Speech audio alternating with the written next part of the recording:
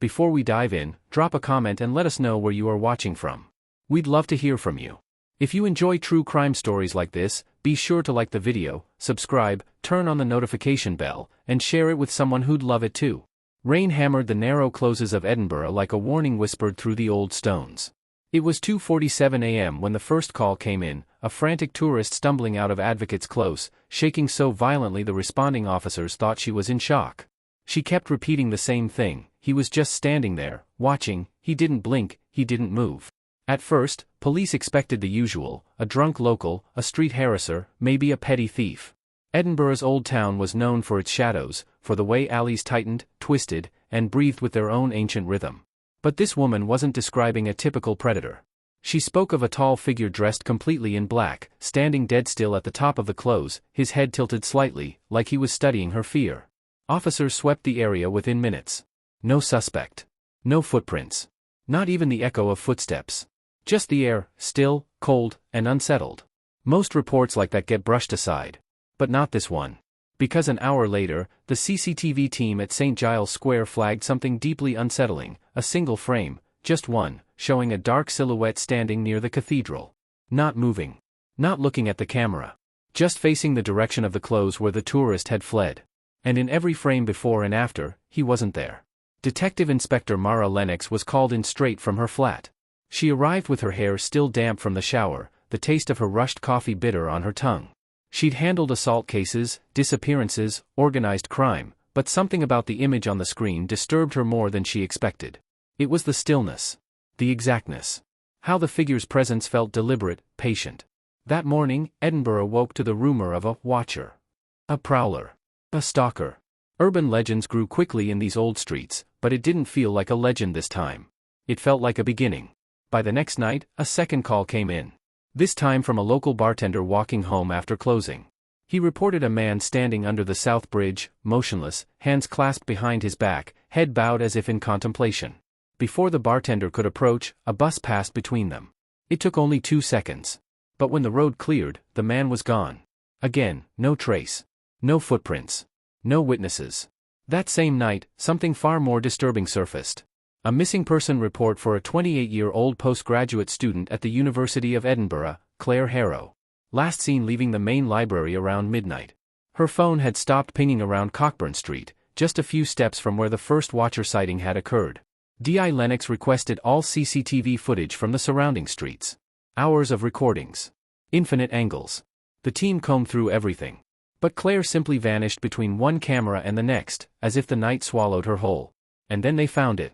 A camera outside a souvenir shop captured Claire walking briskly, hugging her backpack, her hair whipped by the wind. 30 seconds later, another figure appeared in the same frame, a tall silhouette following at a measured pace, never speeding up, never slowing down. The same dark outline as the cathedral image. The same eerie stillness. This time, though, he turned his head for a fraction of a second, just enough for the camera to catch the pale shape of a face. Not the details. Just the shape. A faint suggestion of a jawline. But the moment DI Lennox saw it, she felt a chill run through her bones. The face looked calm. Expressionless. As if observing something predictable. Expected. Claire's family arrived the next morning, exhausted, frightened, clutching photos of a smiling young woman who had her whole life ahead of her. Her mother broke down when she learned there was someone following Claire.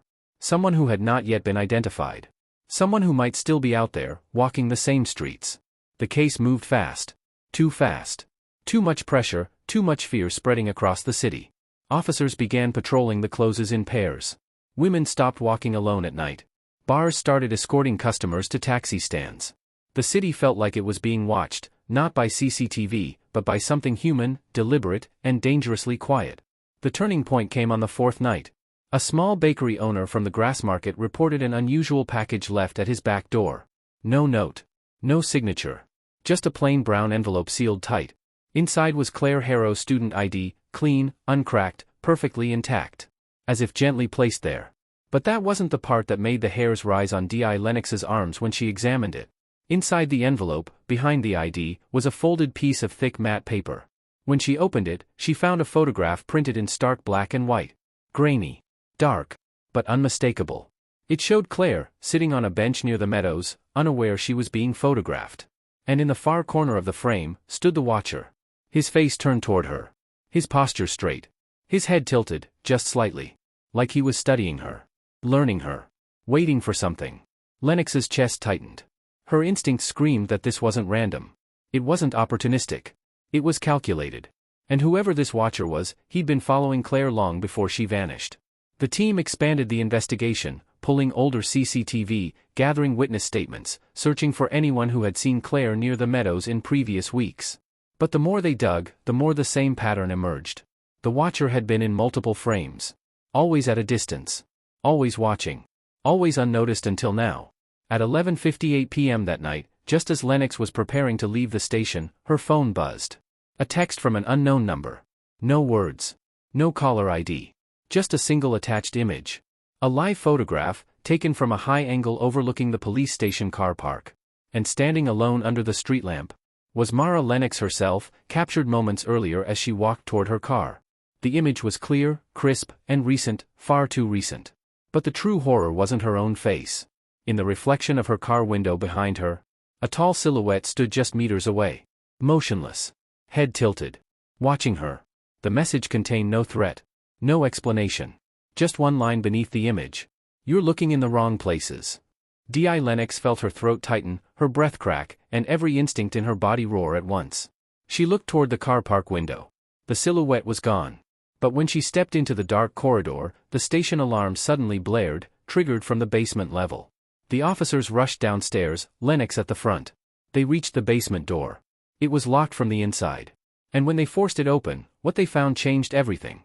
The basement lights flickered as the officers pushed inside, their boots echoing off the concrete walls.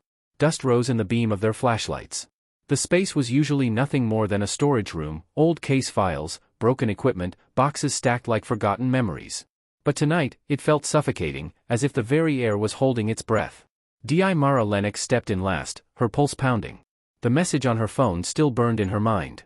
You're looking in the wrong places. She scanned the room, her instincts sharpening into a point. At first glance, nothing seemed disturbed. No broken locks. No sign of forced entry. But then Officer Halford whispered, "Ma'am, you'll want to see this." At the far wall, someone had cleared boxes to expose the old brick. And pinned against that brick, with clinical precision, were photographs. Dozens of them. Some in color, others in washed-out black and white. All taken from a distance. All of women walking alone at night. Claire Harrow was in several of them. So was the tourist who made the first report. So was the bartender's coworker. And at the very edge of the farthest row, there was a recent image of Mara Lennox herself. Claire's library photo, another of her near the meadows, then a shot of her entering the university's side gate. The timeline stretched back nearly 3 months. This wasn't a sudden attack. This was stalking with patience, calculation, method. Lennox felt her jaw clench. Seal this room. No one enters until the forensic team arrives. But as she reached for her phone to call it in, Halford froze, shining his flashlight toward a corner. "Mara, there's something else." On the floor, beneath the photographs, was a single black glove, leather, spotless, perfectly placed. Mara crouched, studying it without touching. It looked too deliberate, too pristine to be something dropped by accident. A statement. A calling card. But the real message was the sheet of paper beneath it. Handwritten. Neat. Centered on the page. "You're close." Mara felt the back of her neck prickle. Whoever this watcher was, he'd been inside police headquarters. He was taunting her. Testing her. Turning the investigation into a puzzle only he wanted her to solve. The team spent the next 3 hours cataloging every photo. Forensics swept the room with gloved hands, dusting for prints, searching for DNA, checking the lock mechanism. Nothing. No fingerprints. No smudges. No trace of entry. As if the watcher had passed through the building like a shadow. Around 4:15 a.m., Lennox returned to her office. The thin light of dawn pushed against the blinds, turning the room a dull gray. She sat, elbows on the desk, staring at Claire's missing person file. Something was wrong. Something wasn't adding up. The watcher was not chaotic. He was not impulsive. He was deliberate. Careful. And everything he'd done so far pointed to one conclusion. He wanted to be seen, but only just enough. Lennox flipped through Claire's statements from friends and colleagues. Claire wasn't in debt. She didn't have enemies. She wasn't involved in anything suspicious. She was smart, quiet, private. A promising researcher in urban psychology. But one detail caught Lennox's eye. Claire had been studying patterns of urban predation, behavior analysis of stalkers, repeat offenders, and territorial criminals in city landscapes.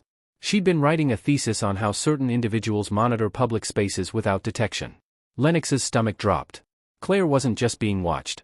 Claire had been noticed by someone who understood she was researching people like him. And that made her dangerous. Not physically, but intellectually. The Watcher didn't take victims randomly. He removed threats. By sunrise, Lennox and her partner, D.S. Rowan Briggs, were driving to Claire's flat.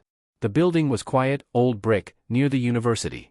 A few students trudged out for early classes, unaware that Claire Harrow's disappearance had just become the center of a manhunt. The flat was neat. Too neat. As if Claire had left for class, expecting to return within hours. An open notebook on the table. A mug with dried tea at the bottom. A jacket still hanging by the door. But then Briggs found something. A hidden folder in Claire's desk drawer, taped to the underside of the surface. Inside were printed photos, the same ones found in the basement. Claire had been collecting them. Studying them. Diagramming them with notes in red ink. Lennox's breath caught. Claire knew about the Watcher weeks before anyone reported him. What was she trying to prove? Briggs murmured. On the back of one photo, Claire had written. He doesn't follow patterns. He creates them. Another read. He's not hunting individuals. He's studying the city. But the most chilling note was on the image where the Watcher stood under the South Bridge. Claire had circled his silhouette and written. He knows I've noticed him. Lennox stared at the handwriting. Claire wasn't just analyzing him, she was tracking him. Trying to predict his movements. Trying to understand him. And that meant Claire had gotten too close. Briggs handed Lennox a final sheet, Claire's last printed photo. This one wasn't of the Watcher. It was of a wall marked with chalk arrows and times. Claire had mapped a route.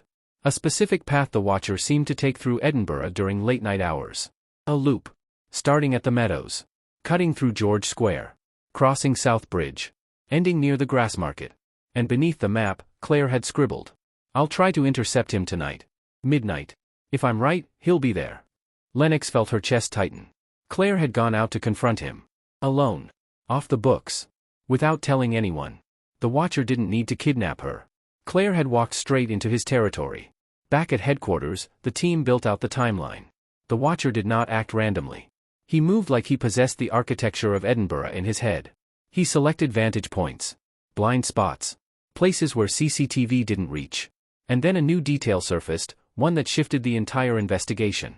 The CCTV tech flagged a short clip from the Meadows, 3 days before Claire disappeared. A man, not the Watcher, but a different figure, crouched near one of the lampposts. He was tampering with something. When officers examined the area the clip referenced, they found it. A tiny wireless camera disguised as part of the light fixture. Not police-issued. Not city-installed. Someone had been modifying the city's blind spots. Creating new ones.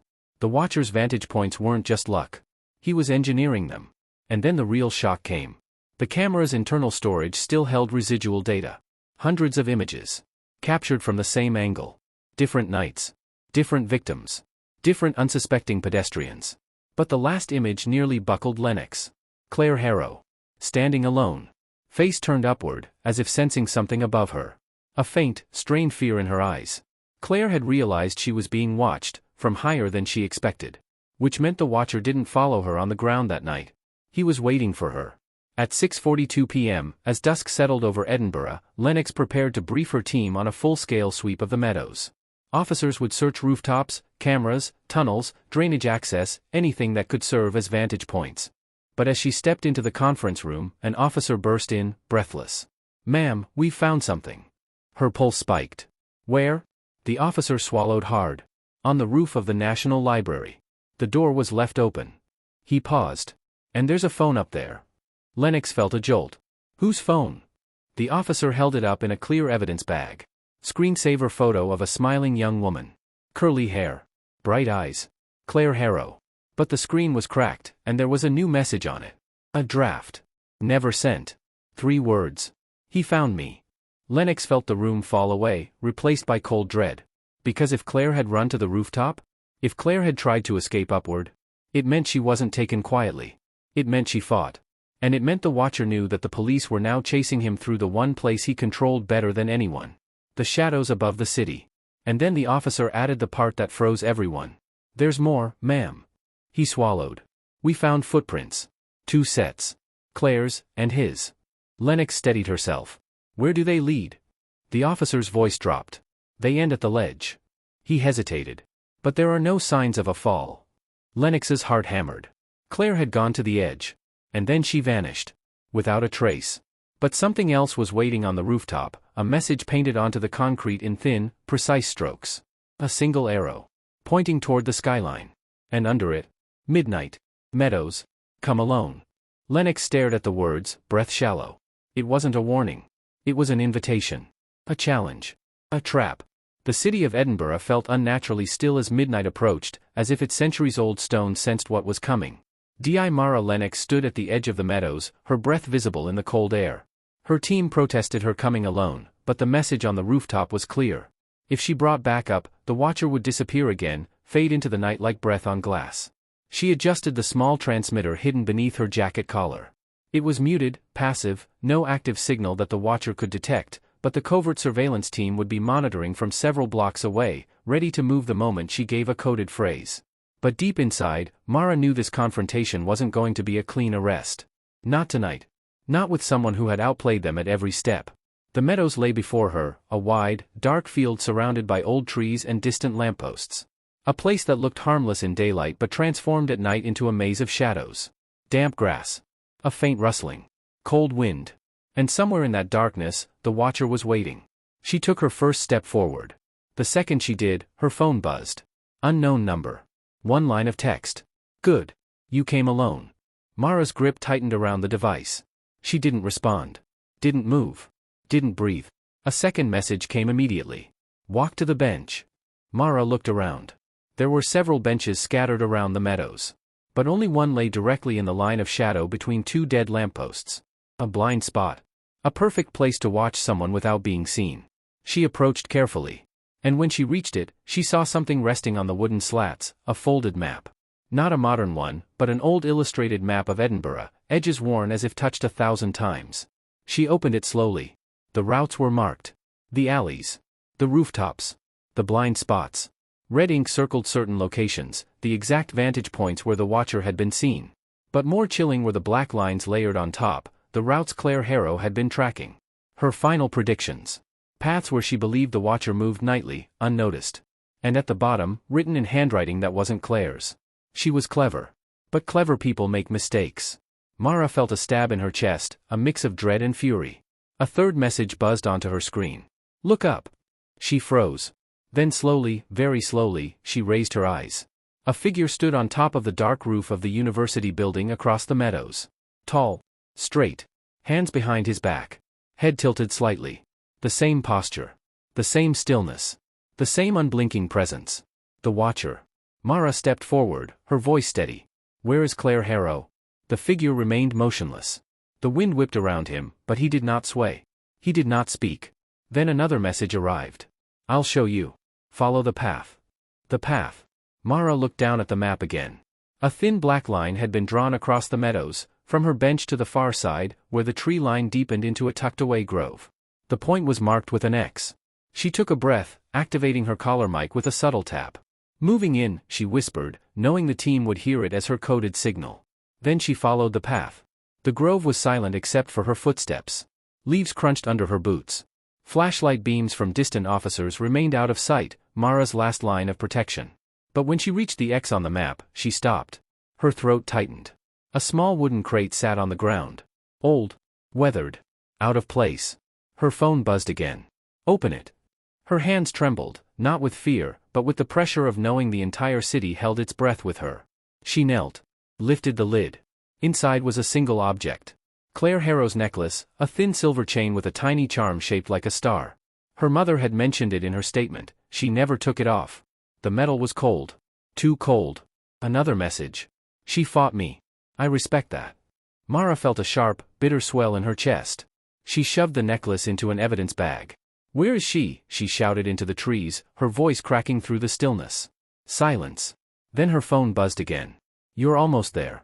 A second message followed immediately. Turn around. Mara spun. At first, she saw nothing. Then, a shape materialized between the trees. A shadow peeling from shadows. The watcher stood 20 meters away, utterly still, watching her the way a scientist observed a specimen. He took 2 slow steps forward. Mara reached for her gun. "Don't," he said softly.